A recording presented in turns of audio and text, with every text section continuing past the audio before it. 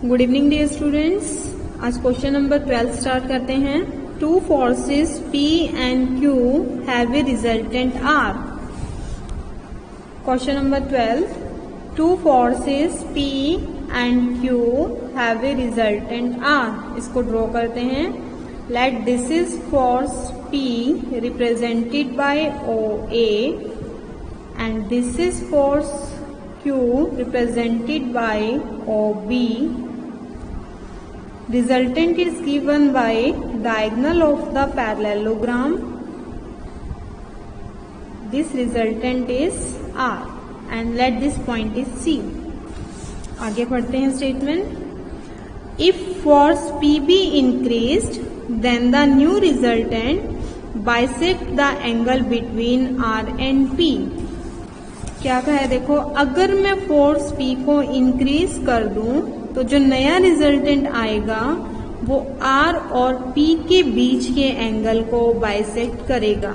It means suppose करो मैंने P force को इंक्रीज कर दिया up two point A dash, तो अब आपका जो नया रिजल्टेंट आएगा, नए फोर्सेस बन गए OA dash and OB।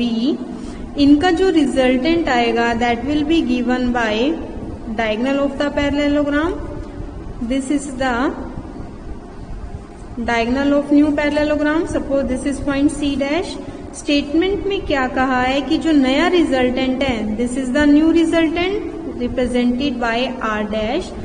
Statement में बोला है कि जो नया रिजल्टेंट है वो R और P के बीच के एंगल को बाइसेक्ट करेगा। मीन्स R डैश इस एंगल को बाइसेक्ट करेगा।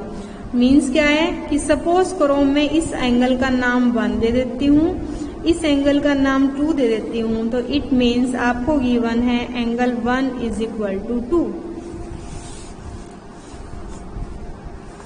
क्या करना है आगे? Find the increase in P। आपको फाइंड आउट करना है increase in P। It means आपको फाइंड आउट करना है increase in P and that is equal to AA dash. ये आपके पास AA डैश जो क्वांटिटी है वो आपको दे देगी इंक्रीज इन P। करते हैं फाइंड आउट। हाँ जी, यहाँ ज्योमेट्री का रिजल्ट यूज करते हैं। आपको पता है एंगल 1 इज इक्वल टू 2, और अगर मैं इस एंगल की बात करूं तो आपकी BC डैश OA डैश दोनों पैरेलल लाइंस हैं, ये एक ट्रांसवर्सल है, तो angle 2 will be equal to angle 3 because of alternate opposite angle. यहां से लिख सकती हूं angle 2 is equal to 3 alternate opposite angles. Angle 1 is equal to 2 आपको गिवन है, एंगल 2 इज इक्वल टू 3 आपने ज्योमेट्री के रिजल्ट से लिख दिया, तो यहां से मैं दोनों से मैं क्या लिख सकती हूँ? This implies angle 1 is equal to angle 3। It means ये एंगल और ये एंगल आपके पास इक्वल आ गया। अब मैं ट्रायंगल कंसीडर करती हूँ OCC डैश। इट मीन्स ये वाली ट्रायंगल कंसीडर की मैंने OCC डैश। इस ट्रायंगल के अंदर एंगल 1 इज इक्वल टू 3। आपको पता है एक ट्रायंगल के अंदर अगर दो एंगल्स इक्वल होते हैं तो उनके सामने की साइड्स भी इक्वल होती है, उनके अपोजिट साइड्स भी इक्वल होती है। तो इस ट्रायंगल के अंदर angle 1 is equal to angle 3 आपने फाइंड आउट कर लिया। एंगल 1 के अपोजिट साइड आपको क्या दिख रही है? CC dash is equal to angle 3 की अपोजिट साइड आपको दिख रही है OC। It means angle 1 is equal to 3 means उनकी अपोजिट साइड्स भी इक्वल होंगी। Means CC dash is equal to OC and CC dash is equal to OC की value आपके पास क्या है? Resultant R। तो इट मीन्स आपके पास CC डैश किसके इक्वल आ गया? R के इक्वल आ गया।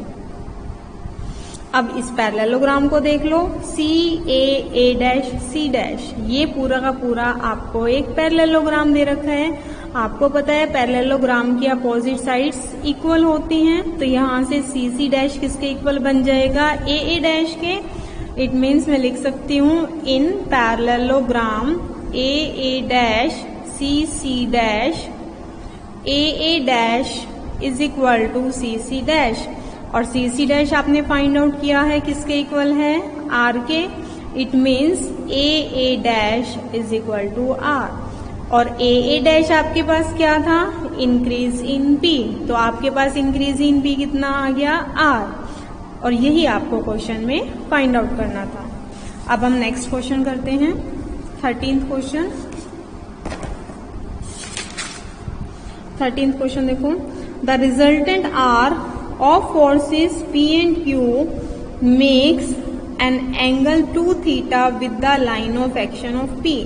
इट मीन्स आर जो है पी फोर्स के साथ एंगल 2 थीटा बना रहा है। इसको पहले ड्रॉ करते हैं। Question number 13, late this is force P, this is force Q. Parallelogram complete कर देते हैं हम, और पैरेललोग्राम के डायगोनल से दिया जाएगा रिजल्टेंट, और आपको स्टेटमेंट में गिवन है this resultant makes an angle 2 theta with P. पढ़ते हैं आगे स्टेटमेंट।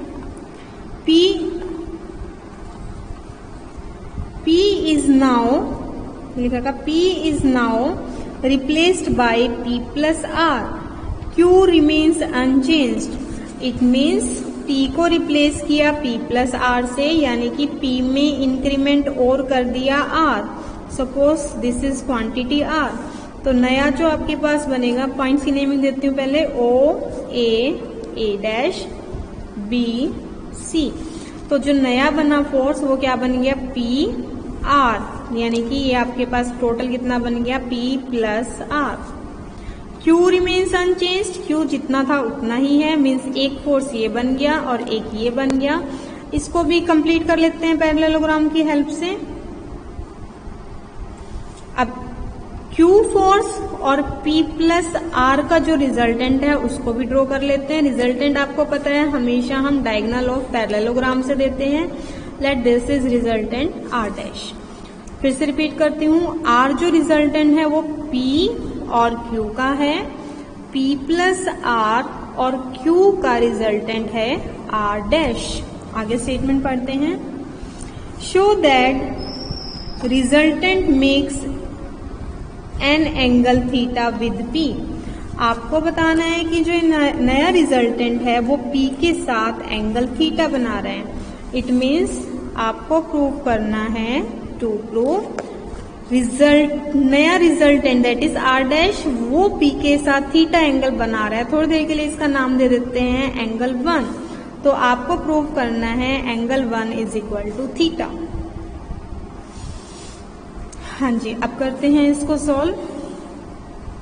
बिल्कुल ये क्वेश्चन पिछले क्वेश्चन से अपोजिट है। उसके अंदर हमें दोनों एंगल इक्वल दे रखे थे, आपने प्रूव किया था इंक्रीज इन P और आपने देखा वो R निकल के आया था। यहाँ उल्टा है, इंक्रीज इन P R दे रखा है और आपको प्रूव करना है बाइसेक्ट कर रहे हैं, क्योंकि अगर ये दोनों बाइसेक्ट, ये जो R डैश है इस एंगल को बाइसेक्ट कर जाएगा, दोनों एंगल इक्वल हो जाएंगे, और दोनों इक्वल आ गए तो ऑब्वियसली ये भी थीटा होगा और ये भी थीटा आ जाएगा आपके पास। हाँ जी, करते हैं। इसका नाम CC डैश देते हैं। बिल्कुल पिछले क्वेश्चन से अपोजिट स्टेप्स चल रहे हैं। पैरेललोग्राम कंसीडर करो, A डैश CC डैश, ये वाला पैरेललोग्राम कंसीडर करते हैं। पैरेललोग्राम में आपको पता है अपोजिट साइड्स इक्वल होती है, means A dash is equal to CC dash, that is CC dash is equal to A dash, और A डैश आपको दे रखा है R, that is CC dash is equal to R। Means आपके पास ये डिस्टेंस R आ गया। अब वही ट्रायंगल कंसीडर कर लो OCC dash. In triangle OCC dash, OCC dash, यहां से आपकी दोनों साइड्स इक्वल हैं। OC is equal to CC dash, दोनों ही किसके इक्वल हैं, R के। OC भी R है, CC डैश भी R है, both are equal to R।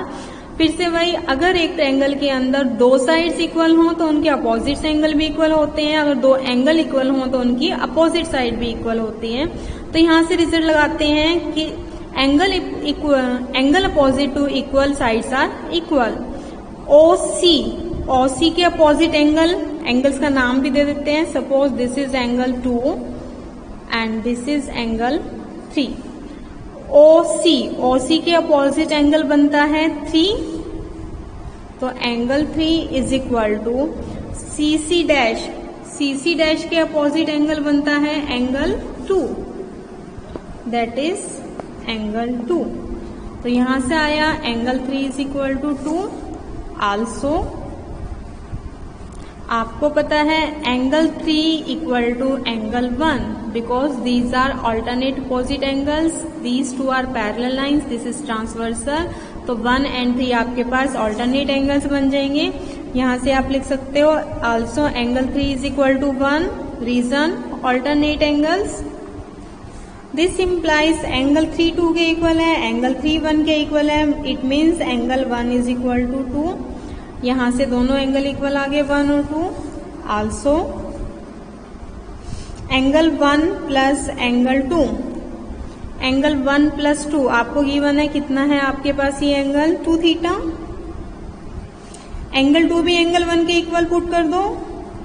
Angle 1 प्लस एंगल 1 is equal to 2 theta, twice of angle 1 is equal to 2 theta, angle 1 is equal to theta. यही आपको इसमें प्रूव करना था।